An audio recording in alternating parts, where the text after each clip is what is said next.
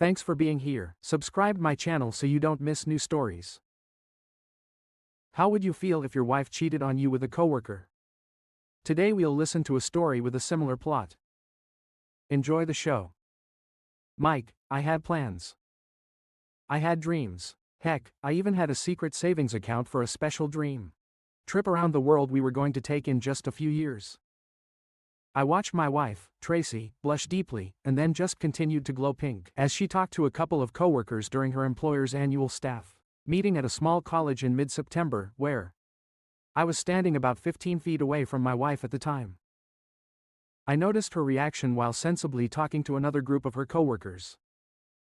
Tracy spoke with Rafe Cersei, whom I had previously been introduced to as the new associate professor of English literature, and Janet Barnes, who worked in the administration. Considering it was a Christian college, I doubted either of the other two had told a dirty joke, which meant there was only one reason for Tracy's skin color, especially her consistent hue. She was very intimate, aroused.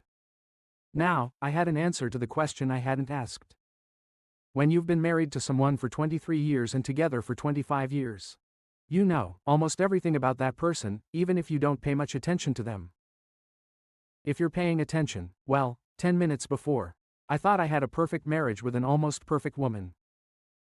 Now, I was piecing together the puzzle of some recent oddities in my wife's behavior that I had not recognized as strange until that moment. Tracy and I were best friends, lovers, and parents to two wonderful children. Unlike many couples, we could spend our days together and never tire of each other's company. We could talk about anything from intimate history, and we laughed about many aspects of these discussions. I've always liked that the best way to test marital compatibility is to take a long car ride with your potential spouse. And if you haven't killed that person, you should marry them immediately. Tracy and I fit that profile, in my opinion. Our intimate life was great. Yes, it had cooled from the white-hot passion of our courtship and early marriage, but it had picked up again when the younger of our two daughters had left for college the year before. Being empty nesters for the better part of a year seemed to reignite our more lustful urges, and we alternated between slow, passionate lovemaking and hardcore physical activity 3 or 4 times a week. Being regulars at the gym, we were both in good physical shape. At 45 years old, Tracy had long, blonde hair, big breasts, and a curvaceous figure. Yes, she was probably 15 pounds heavier than she was before our kids were born, but everything was packaged well. In fact, I was 20 pounds more muscular than when I left school. Besides, I had 25 years of experience pleasing my wife. Something changed 2 months ago, and since it had mostly changed for the better, I wasn't about to look a gift horse in the mouth. I never thought about it, while Tracy was always a willing and active participant in our home life. She was rarely the initiator. Suddenly, she began to initiate as much as I did, and the physical connection was off the charts. However, we didn't make love anymore, it was just intimate. It was great, but our focus changed. I didn't ask myself this question then. Looking back, I understand that this was a mistake. Except when I was interacting with her, Tracy and Rafe were never more than 5 feet apart while walking. Now that I knew what I was looking at, I was able to determine that Tracy's glow lit up every time she was near Rafe, even when I was nearby. Usually this disappeared quickly when I showed up, but as soon as Tracy left me, she acquired a companion to communicate with. I secretly kept my eyes on this couple throughout the entire event, although I didn't have to try very hard. Tracy seemed to forget about everyone else when Rafe was around. I never saw her look around to see where her husband was throughout the evening. She made sure to lightly touch Rafe at every opportunity. My emotions ranged from nervousness and fear at first to complete rage after I became convinced of the reality of everything I was actually seeing. What I saw definitely looked like the end of my marriage. I practically had to drag my wife away from Rafe at about 11. She didn't look happy when I showed up and told her it was time to go. Anger flared in her eyes for a moment, then she backed off, but it wasn't fast enough for me not to notice her look again. 23 years of marriage, usually the evening's discussion flowed freely on the way home. But I deliberately sat quietly, waiting for Tracy to begin. She seemed preoccupied with something for a while, looking out the passenger window until she realized how awkward the silence was. Then she quickly jumped into the void with some meaningless conversation about how badly dressed the college president's wife was. I wasn't very responsive. Wow, I'm really tired. I'm going to go to bed, Tracy said when we got home. Are you coming? I wasn't sure if she was just trying to avoid the evening conversation, or if she was trying to get me to go to bed so she could deal with any disappointment from the excitement. Anyway, I didn't bite and told her I was going to watch some TV. I think she looked disappointed. The next day was Saturday, so I was able to spend the entire day outside doing yard work, which gave me plenty of time to calm down and think things through. If Tracy had any idea that things weren't so simple in our universe, she did a good job of not showing it. The following week, things seemed a little tense at home. For my part, I tried to play it cool, but I used the Find My Phone app on my iPhone about 6 times a day. And in every case, Tracy was where she was supposed to be, so to speak. At night, she seemed more than ready to have a night. She seemed a little reserved the first night, but after that she returned to her earlier manner. As usual, I made sure to please her, giving her several pleasure. The following Monday, nothing had changed, but on Tuesday, the Find My Phone app told me that Tracy had gone home at lunchtime. 15 minutes later, I quietly entered my home and confirmed that my marriage was over. They weren't exactly quiet in her bedroom, so I didn't need to go up the stairs to confirm that Trace's partner was indeed Rafe. Oh my God, Rafe. At one point during the celebration, Tracy shouted, "Oh God, baby, you are the best." The last one really hurt. It took all my self-control not to run into the bedroom and hurt the man. However, I did not enter the room because I knew that, if I started beating him, I would not stop until I killed him. None of them were worth jail time. Tracy. I am fully aware that it sounds self-serving to say that I love my husband more than anything in the world, but it is the honest truth. I loved him for a quarter of a century. I hope to love him for at least another quarter of a century. However, in the interest of full disclosure, I also have to admit that I have a lover on the side. A lover who is so wonderful that I could not give him up, although I know that sooner or later I would have to do it, because it would be the only way to save my marriage. Mike, my wonderful husband, would be devastated to learn that I had an affair. That's why I did everything I could to hide my affair. However, I was not stupid enough to think that I would never be caught.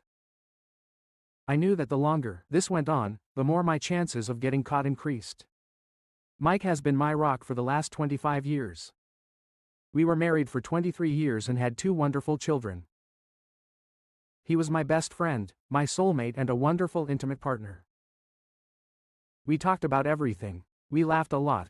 Well, until recently I had no intention of taking a lover. When I met Rafe Cersei, for some reason, he walked into the administration building a couple of days before school started.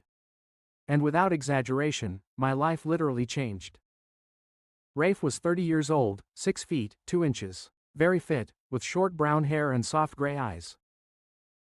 He was handsome, but he was no George Clooney. I didn't work the rest of the day because I couldn't get Rafe out of my head when I got home. I'm pretty sure I almost killed Mike with him. I know Mike fell asleep, exhausted and with a big smile on his face. I would never tell him that I wasn't thinking about him while we were close. I continued to Mike until he dropped for the next 2 weeks. And then my dear husband opened the door of opportunity for me, as he had to leave town for the night, the following Wednesday. I knew it was wrong, but I was practically shaking when I called Rafe on Monday morning and invited him to lunch on Wednesday afternoon. I had already checked Rafe's schedule, knew he didn't have any classes on Wednesday afternoon, and I took administrative time off. Rafe met me in a small Italian restaurant, and we had a good lunch, talked and laughed a lot. I know I laughed a lot and had a hard time keeping my hands off his arms and hands while we talked. Rafe and I hadn't discussed intimate, but he knew what anticipation was like.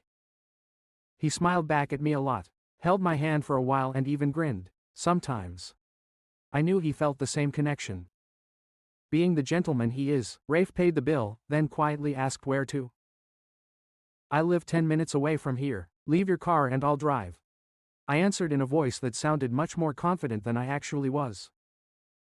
Knowing that Mike wouldn't be home until Thursday evening saved me a lot of anxiety about the upcoming event, but I have to admit, I was nervous. I knew that after having 2 children and being 45 years old, I didn't have the mature young body that Rafe was probably used to. I loved Mike with all my heart and soul, but my time with Rafe was definitely going to happen and I wasn't going to deny myself the pleasure, and I didn't feel guilty about it. I drove my car into the garage and closed the door. The next 10 hours were some of the best of my life. Rafe obviously felt the same connection as I did, and everything we did was amazing. When I met Mike, but I always considered him a great bed partner. Rafe completely reset the dial. Everything we did was fantastic, too, and Rafe finally got into an Uber to pick up his car. I felt as spineless as a jellyfish and as brainless as a sponge. I remember a lot of screaming and some crying. And I'm pretty sure it came from me, but I really can't swear to it. Hell, I couldn't swear on my own name. Now I knew what it was like to be senseless. I definitely wanted this. You are an amazing woman, Tracy. It was probably the best intimate of my life, Rafe, I said quietly as we snuggled together after our second connection of the evening. I really meant it. Mike was an excellent lover in his own right. However, the way I communicated with Rafe was beyond praise. It was almost as if we were doing something completely different from what Mike and I were doing. I couldn't feel guilty for doing something so amazing in my mind. Intimate with Rafe was separate from my life with my husband. Night with Mike was about emotion. Intimate with Rafe was about amazing physical sensations. We did this twice a week. I knew this couldn't last forever, but I was going to enjoy it while I could. Mike. I knew that Tracy was supposed to be served with divorce papers on Wednesday at 10 a.m. 2 minutes passed before my phone rang. No, Mike, I don't want a divorce, she screamed over the phone when I answered. And I don't want a cheating woman as my wife. But we don't always get what we want, do we? I answered. I can explain. I made a decision for myself, she cried. The one we need to talk about, Tracy. I said, ending the conversation since you ignored our vows and us. I also made a decision for myself. So no, we don't need to talk about your decision. I could actually be productive at work. Unfortunately, I knew what I would be faced with when I returned home, and Tracy did not disappoint. Don't you think you should have talked to me before you filed for divorce? Tracy screamed at me when I walked in. After all, we have been married for 23 years. What are you saying? Those 23 years didn't seem to matter to you when you constantly cheated on me. I shot back at her. I could tell from her eyes and smudged makeup that Tracy had been crying. I myself didn't feel very cheerful. I love you, Mike. Really? What I had with Rafe was just physical. It was a decision for yourself. I finished for her. Tracy looked worried, to say the least. I'm sorry I hurt you, but I think you're overreacting. Can we talk about this? She asked. I don't understand what you're talking about, Tracy. You cheated several times. Probably a lot more than I know. I said, I know it looks bad. I know it was just a decision for you, Tracy. I repeated. Why don't you explain it to me? I thought it was obvious that I was being sarcastic, but Tracy seemed encouraged by my reaction and actually smiled at me. I can't explain it, but it's like we have some kind of special physical connection. Is this the best time you've ever had? I heard her. Her eyes became as big as saucers, and for the first time, she looked scared. You heard? She asked with tears and fear at the same time. Do you want me to replay this for you? I was at home last week. You two were so busy that you didn't hear me. I said I won't be able to fix this mistake. At least she had the prudence to lower her eyes in shame. It was purely physical. Mike, I love you. I can't express to you how much I love you. Can't we at least try to consult? I know I hurt you, but I know you still love me. She was right about the last one, and it hurt the most. I still loved her, although not as much as 2 weeks ago. 25 years of loving someone don't just pass away in an instant, Tracy. Even though I knew what I was doing was risky, I was still shocked when I was served with divorce papers at my office on Wednesday afternoon. I had no idea that Mike knew about my affair. Hell, not only did he know, but apparently he caught Rafe and me in bed one time and he had the video. Even worse, he heard me tell Rafe that he was the best I'd ever had. I knew that I would never be able to satisfactorily explain to my husband the connection that Rafe and I shared, but I knew that Mike's love for me would win out in the end. I'd start by trying to get Mike to agree to me keeping Rafe as an outside lover, and go back to staying married as a last resort. I suggested seeing a psychologist. He agreed. Our first meeting with the consultant did not go well for me. The consultant was a woman, but like Mike, she couldn't understand that I simply couldn't ignore my attraction to Rafe. I guess I expected her to show more understanding, maybe be on my side. "So your vows meant nothing to you, Mrs. McEwen?" she asked after I finished telling my story. "No, they mean everything to me. But this is different," I explained. "This is unlike anything I've ever experienced before." "You are a woman. You felt aroused before." "Well, it's like that. Only much stronger, like I've been drugged," I said. I could see from her face that she didn't believe me. Mike just looked stunned. Men are often accused of thinking with their little brains. But women are guilty of it, too. If today's divorce statistics are any indication, the consultant said calmly. Yes, lightning strike is a real thing. But most people understand that they have a choice to ignore it. You have decided to give in to your base desires, she continued. I couldn't believe that. This woman was essentially telling me that I had no self-control. It was tantamount to calling me a liar. She then asked me a question that probably sealed the divorce deal. If Mike could forgive you and take you back, do you think you would be able to resist your physical desires and remain faithful to your husband? Damn it, I thought this woman would be on my side. I just sat there, afraid to even answer that question. Mike would know better than a lie detector that I was lying. "I love you, Mike. Please, could you work with me on this? I don't love it, but I have to have it. This is the best intimate of my life. Don't ask me to give this up." I cried a lot when I finished speaking. I glanced quickly at Mike, expecting to see a sign that his resolve was weakening. In the end, he admitted that he still loved me. I saw dead eyes. "I'm sorry, Tracy. I really love you, but I won't give you the right to cheat on me. And I can't forgive what you've already done." "I'm sorry, I was a man enough for you," he said. "You were more than enough man for me, Mike." "I love you," I said. "I do not love him. I'll give it up if that's what keeps us together. Please don't give up on us. I didn't do this." "You abandoned us the first time you had a night with him," he blurted back. "Don't blame it on me. I just never knew how selfish you are. In the end, it's all about you. And you just don't love me as much as I love you," I retorted. 2 weeks after I last saw the consultant, I was in my bedroom with Rafe Young. I didn't know if Mike was watching me, but at that moment I didn't care. I had seen Rafe on campus the day before and asked him when I returned to my office. He was more than willing to show up for a lunchtime date. Yes, the intimate was outstanding. The divorce was finalized 6 months later. During this time, Rafe and I had intimate dozens of times. The intimate always been fantastic. He was my kryptonite. I loved Mike, but I lusted after Rafe. I had to have him.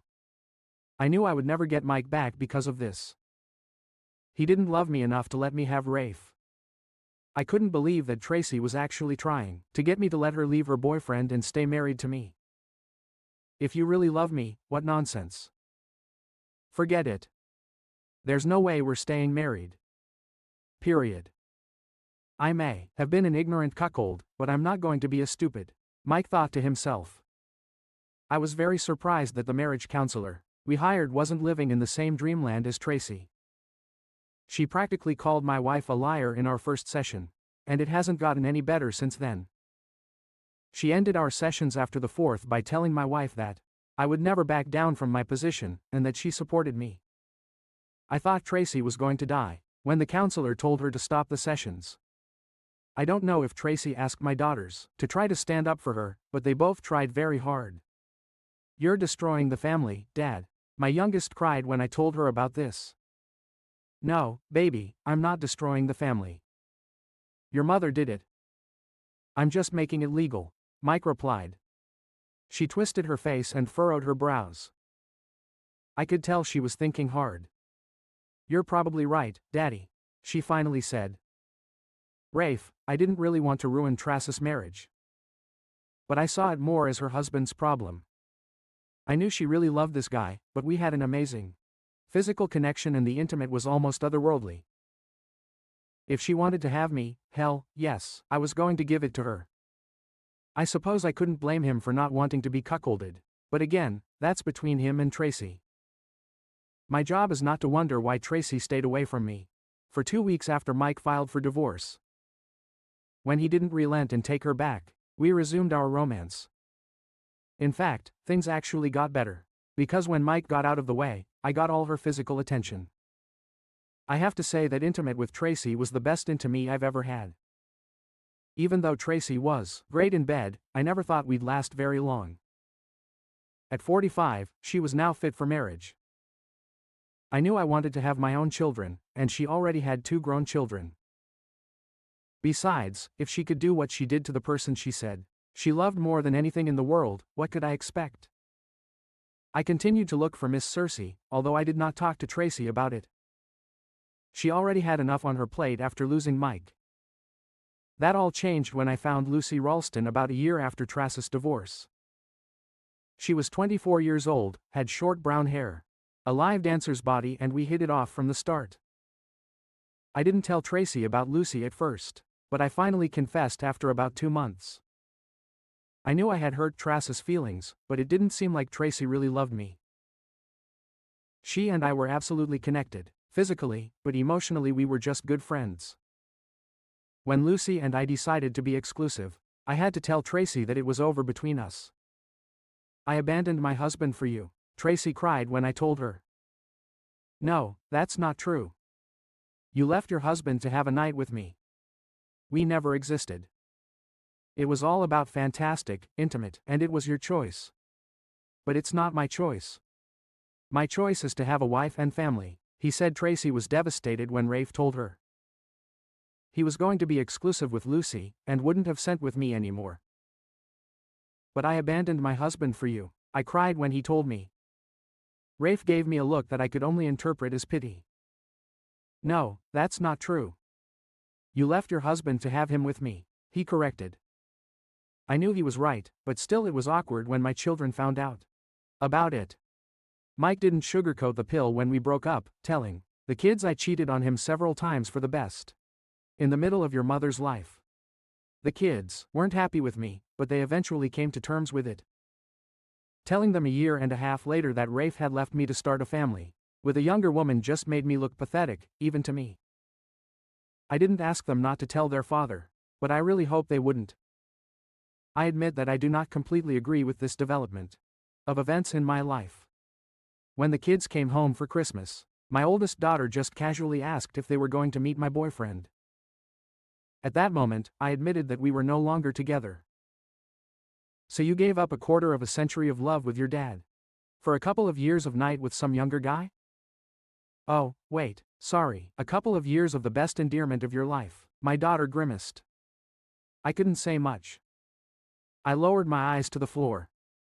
Losing Rafe still didn't affect me as much as losing Mike. I mean, Rafe was an amazing bed partner, but Mike was my soulmate. My everything. Coming home to an empty apartment every day after work was heartbreaking. But at least I could look forward to amazing, intimate several times a week. When Rafe left, I had nothing left. The loneliness turned out to be terrible. So I guess I was pretty interested in dating. At first, I was surprised that most of the interested men were 30 plus, and some were even 20 plus. Maybe this old woman didn't look so bad for being 47 years old.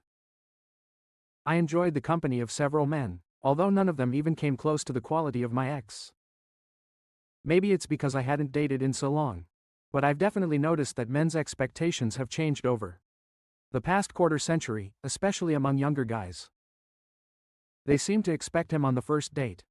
And if that didn't happen, there usually wasn't a second date. It wasn't that I was approved, but I also wasn't going to jump into bed with just anyone and everyone when intimate happened. From my point of view, he was usually quite good and all my partners seemed very pleased.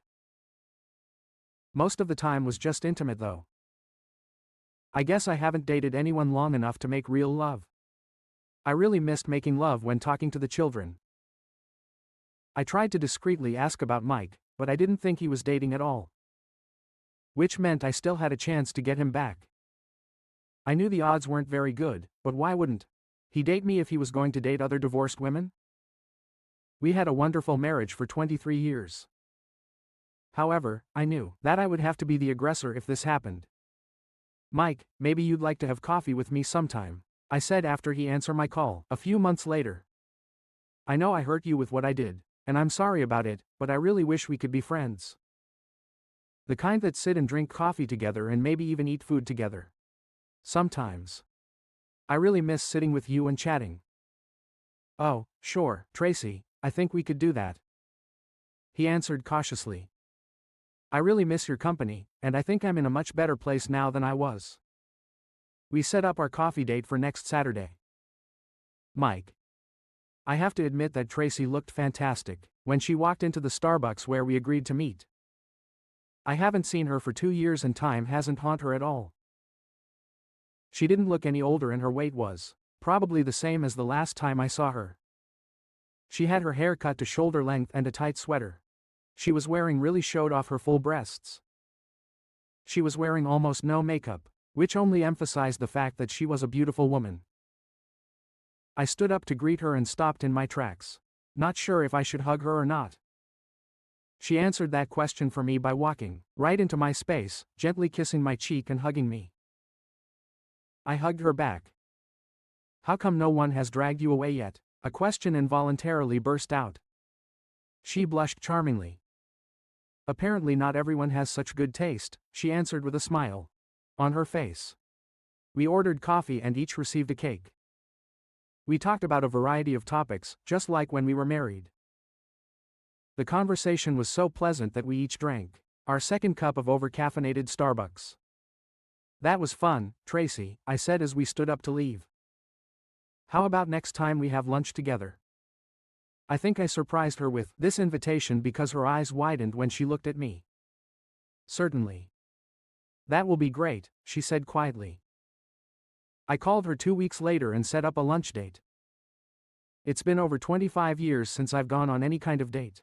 Absolutely nonsense. Tracy and I got divorced, although I was devastated by what Tracy had done to me. I tried my best to feign indifference to the general public. However, in reality, it all just tore my heart, and after the divorce, I stayed away from all women. One Saturday afternoon, Tracy and I enjoyed a very pleasant lunch at our favorite Italian restaurant. I know she was hoping that I would invite her to my house after dinner, but I walked her to her car in the parking lot, gave her a friendly kiss on the cheek, and headed to my car. Over the next year, we enjoyed several dinners. I didn't want to go beyond that because it gave me more control over the situation. In my opinion, dinner leads you to what happens after dinner, which leads you to what happens.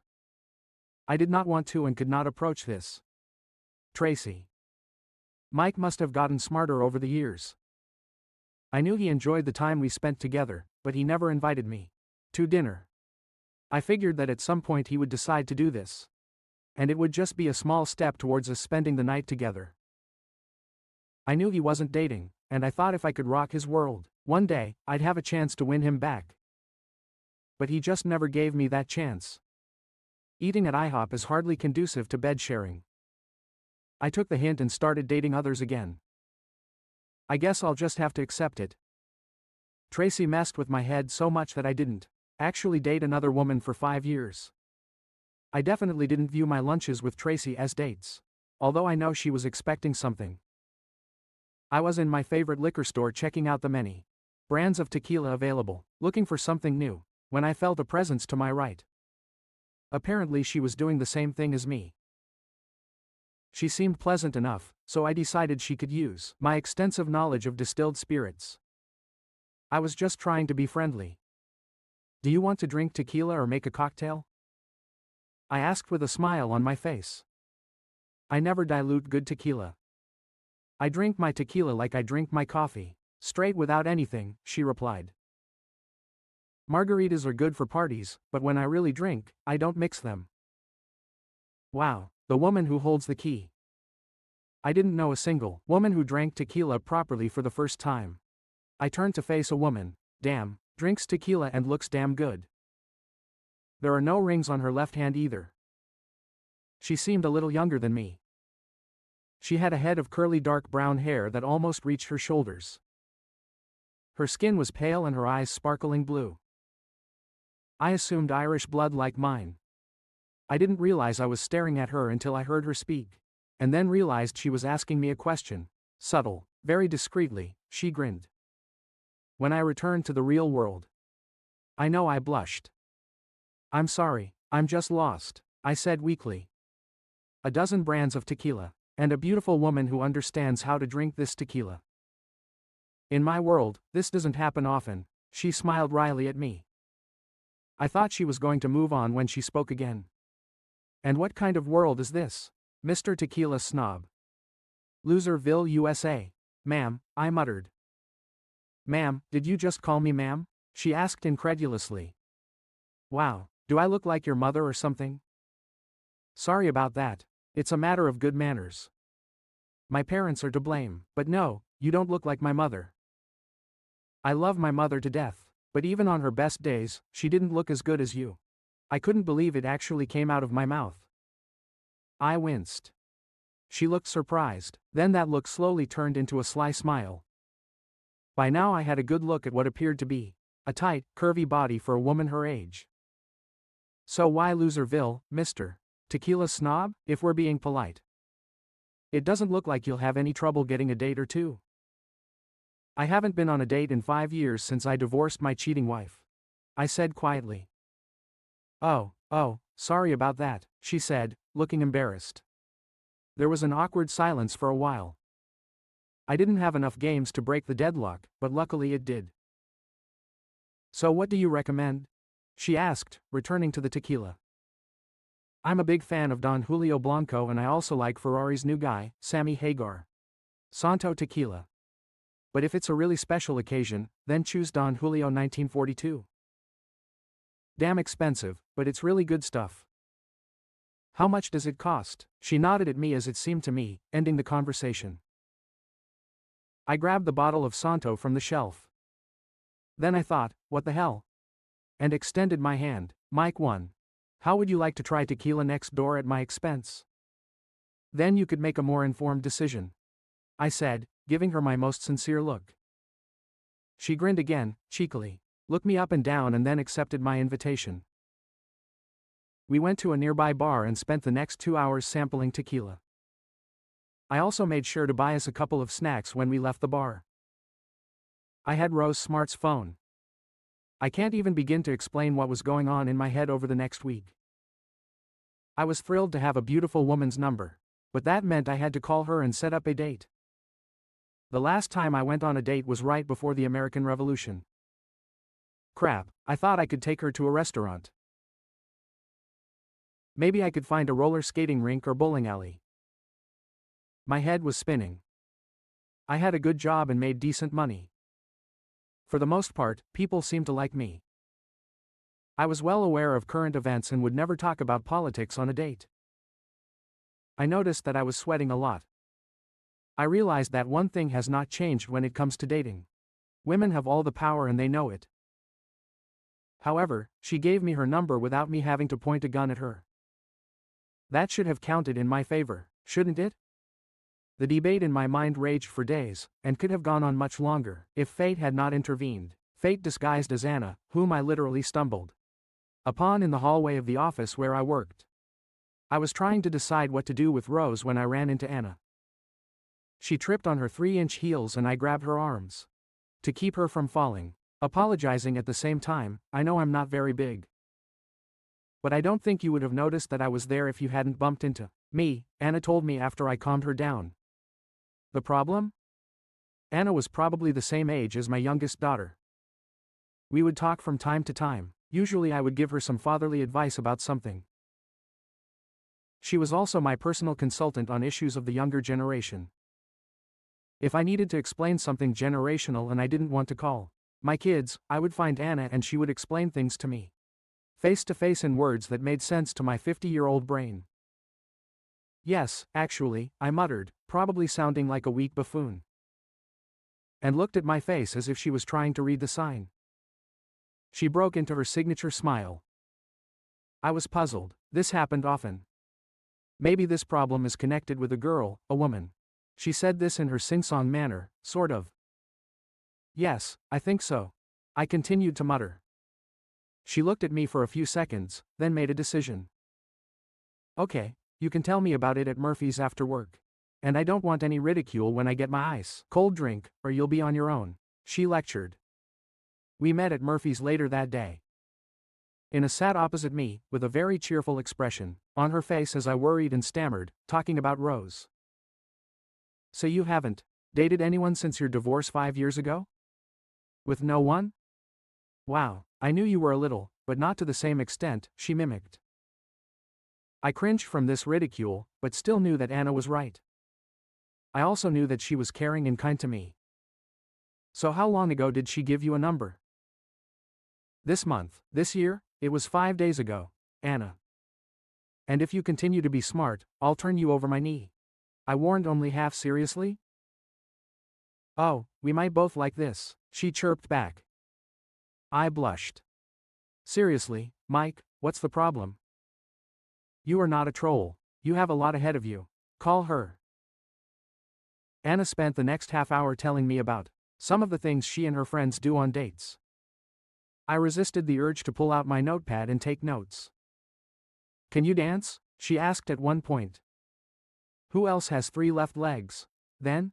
I'll take that as a no. You know, women really like it when a man asks them to dance. It's a kind of physical force that speeds up the process, she said with a big smile on her face. This is true, seriously. I always thought it was some kind of urban legend. I said, true 100%. This is something like foreplay. La la la, I said, covering my ears. She looked at me with the same look, then grinned again. Oh, and by the way, don't forget to bring a protection. You can't be too prepared, she said, looking me straight in the eyes. Yes, ma'am, I answered sarcastically. I called Rose when I got home that evening, and set up a date for the following Saturday. Anna told me not to spend too much time talking about my previous marriage, but to answer honestly any questions Rose asked about it. I felt awkward talking about what happened to a relative stranger, but Rose was very empathetic. She then told me her story of heartbreak, which included a 15-year marriage that ended with her catching her husband in bed with a neighbor, Tracy. The actual physical pain from the syphilis I contracted was nowhere near as bad as the humiliation I experienced in the doctor's office. Don't get me wrong, the doctor and 2 nurses I dealt with were completely professional. But I could tell they were overwhelmed by having to deal with me. It didn't get any better when I listed 6 different men as recent bed partners to notify crap 6 notices. I heard one nurse whisper to another after she looked at my tests for the first time. It's probably good that she's not 25 anymore. I probably would have torn her face off if she had said that out loud to me. But I had to admit to myself that that comment sounded really bad. I haven't thought about it too much, but I've been making good use of being single the last few years. When Rafe left me after Mike divorced me, I probably went a little crazy. I think I may have been looking for someone to replace Mike and Rafe, but if that was the case, nothing even close came up. How could I replace what Mike and I had for 23 years? And how could I replace the incredible, intimate connection that I had with Rafe? I don't know, maybe in my mind. I compensated for quality with quantity. But I never really thought about how many men I slept with, until I had to report the number and list of my partners. Without a doubt, having intimate with most of my partners, without protection was stupid and irresponsible. It's not like I was a drunk. I was always sober enough to know what I was doing, And I always chose guys who looked clean and well-groomed. But it's an old story. When you sleep with someone, you also sleep with everyone they've slept with recently. I just never thought. At least I didn't have to tell anyone about my problem. Mike, Rose and I got married about a year after our first date. We both still had some trust issues, but we worked through them, with love and the help of a really good counselor. I gently pushed Rose away and we lay on our sides, facing each other, both breathing heavily from the exertion. After 25 years of marriage, when both were 75 years old, making love once a week was enough. We spent another 10 minutes kissing and cuddling before falling asleep. To say that Rose was my savior is an understatement. After my divorce from Tracy, I was lost. Hell, I didn't even know how to date. She allowed me to feel my way, sometimes literally. And we kind of grew together. While I wouldn't put money on it, I found a soulmate to grow old with Tracy. I was a little more leery of choosing partners when I came back into circulation, after my problem. This was probably due in part to menopause. Partly it's probably because although I looked pretty good, when I hit 50, 20 and 30-year-olds weren't looking my way anymore. More, in fact. Since there were far more single women than men between the ages of 40 and 50, the competition in these age groups was quite fierce. If anyone had asked me a few years ago, I would have told them it was a done deal. I was going to grow old with my loving husband, Mike, because I was stupid. Nothing came of it. I greatly overestimated my performance with Mike. I mistook his kindness for weakness. I thought he loved me so much that he would at least forgive me for my wrongdoing. Several years ago, I moved into a senior living community. My old house was too big for me alone. I see my children and grandchildren every few months.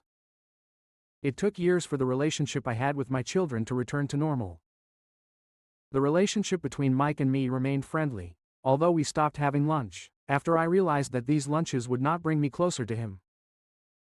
Mike finally started dating again after years of being a recluse.